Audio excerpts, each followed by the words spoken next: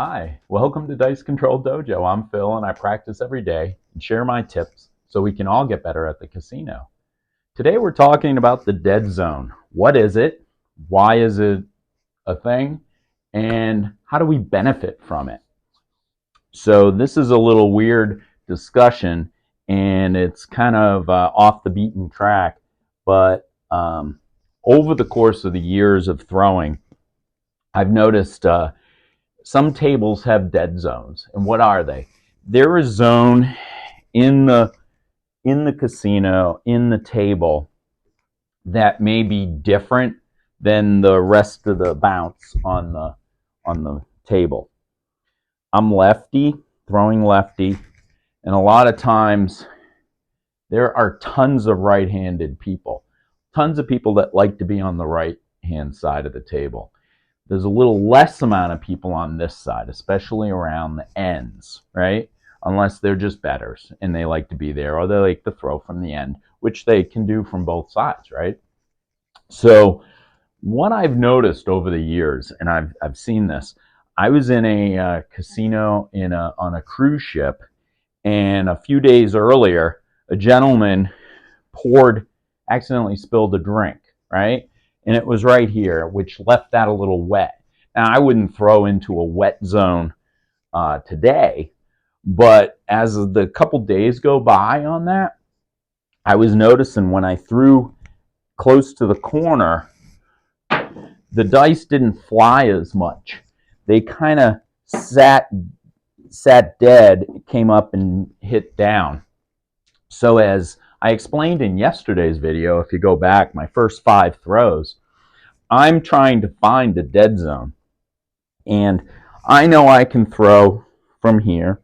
I practice every day throwing from there, and then I practice going way outside here. So a couple of things to do for that is because some people's chips may be in the way, and I may need to have a different position. Things change, and I want to make sure I'm ready for change. But also, if I find a dead zone, and the dead zone is right here, say there was somebody laid I don't know what they did, but there's poured drinks, there's people that smushed it, the casino could have had been here for a while, there could be a compression underneath it for some reason. Sometimes I was in Atlantic City and we found a dead zone in the corner, not in the corner, but the kind of out here.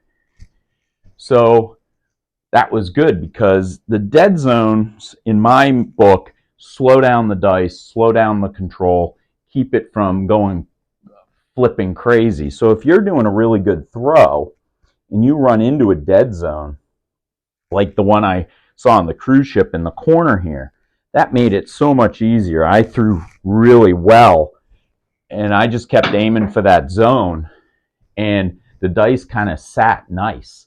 They just bounced and sat pretty. Or, I mean, if they're wet or if there's less of a bounce in this area, it just, when it comes back off of the table, they kind of sit nicer. So I'm not saying this is a rule of thumb or anything, but I do love finding areas on the table that are much less bouncy, not brickish, but something that'll just cushion the energy of the dice. And any little itty bitty micro help will help you in the table. So that's why I do the 3 throws at the first of any casino. Because what if I'm way out here, which I've practiced every day, so I know to be way out here, and I find a zone. Say I find the zone right here. I want to be able to know that I can reach out, come over, line up my line, line up my thumb, so I'm throwing right at that. The last thing you want to do if you find a dead zone that's over there is come across like this, because your angle hitting the back wall is going to be off. So you can't do that. Your angle's off. You're almost random thrower. That's why I practice 3 different areas. So when you get to the casino, and I'm kind of throwing all over the place to see if I find something. If I do find it, that's when it's in, that's when I try and hit that each and every time. And when we were in the Atlantic City and I found a nice little zone there, it was really good for us. We threw for a long time and I kept hitting that zone. And then once I thought that zone was going to be a good place, I just constantly harped on that zone. It was in my brain that was going to benefit me, which gave me a lot of positive energy. I get really excited when I find a little softer spot somewhere. And we talked a lot about how energy is in the room, right? So even if I'm thinking it's going to benefit me, and it may not, I don't know. I just get excited from it. It makes me pumped up, and I'm like, oh my God, I'm going to get a lot of money off of these throws. And I want to make sure I'm hitting those points. There's the back end on that too.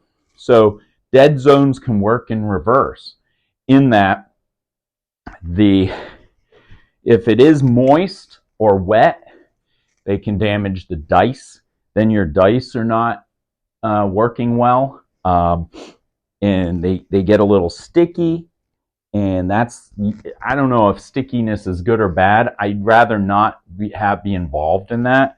So if you do throw and you're finding it's a sticky spill or something that's turning the dice bad, make sure you ask for new dice. Dice don't matter. And make sure you stay away from that zone. So there's two twists to this, right? If it's a nice soft spot that the landings seem to be going well, I'm all for it. Go for hitting that. If it's feeling, when it comes back, the dice come back and they feel a little weird, that's probably an area you want to stay away from, because it's just going to lead to your fingers getting sticky. Then this is sticky, and all of a sudden your release is off. Everybody thinks, oh, it's great to have them sticking together, but it really isn't. You want to have them as natural as you can so you can throw properly.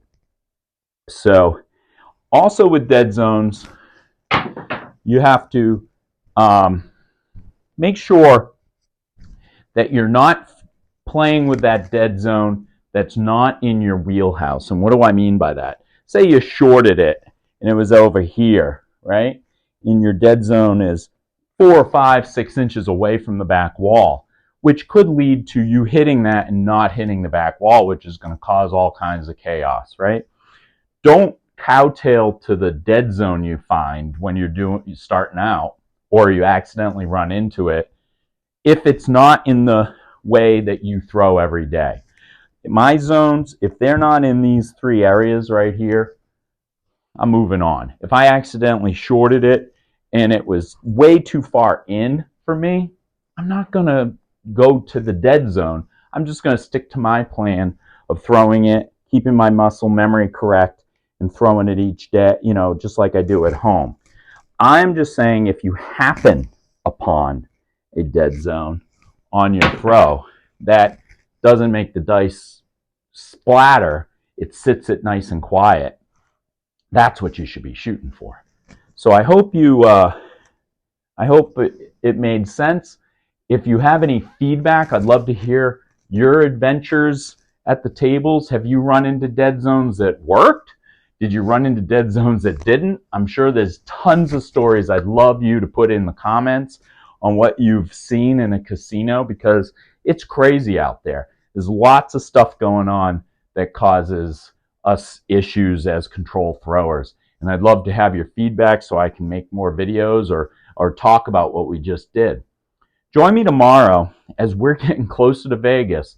I'm going to show you how I track throws in Vegas and how I track throws at home, and just reviewing that so I can make sure we have a really great discussion on our breaks in between our sessions. So join me tomorrow, and as always, I don't discuss betting strategies at all in this video or any of my videos, but I do talk about being able to practice so we can throw for a long, long time.